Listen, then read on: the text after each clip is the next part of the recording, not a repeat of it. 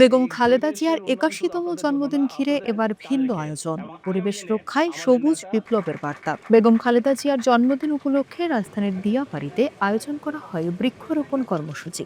জন্মদিনের আনন্দকে সবুজায়নের উৎসবকে রূপ দিতে রোপণ করা হয় নানান প্রজাতির চারা। রোববার দিয়াবাড়ি এলাকায় এ কর্মসূচির উদ্বোধন করেন ঢাকা উত্তর সিটি কর্পোরেশনের প্রশাসক। কর্মসূচিতে পরিবেশ রক্ষায় বৃক্ষরোপণের গুরুত্ব তুলে ধরে সবাইকে গাছ লাগানোর আহ্বান জানানো হয়। আমরা যতদিন বেঁচে থাকব, আমরা এই নেত্রীর আদর্শে আদর্শিত হয়ে উনি যেইভাবে দেশের জন্য, মানুষের জন্য কাজ করেছেন, সেই কাজগুলো ধারাবাহিকভাবে আমরা বাস্তবায়ন করব। বায়ু দূষণে রাজধানীর মানুষের স্বাস্থ্য ঝুঁকি বাড়ছে, কমছে সবুজ, বাড়ছে দূষণ। তাই জন্মদিনের এই আয়োজন থেকে উঠে আসে সবুজ ঢাকা করার বার্তা।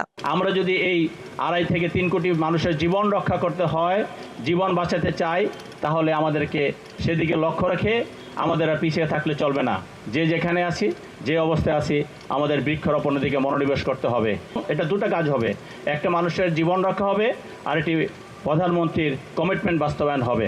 আমি সেই লক্ষ্যে আপনাদেরকে অনুরোধ করব, আমরা সবাই যাতে এই বৃক্ষরোপণের কাজে অংশগ্রহণ করি।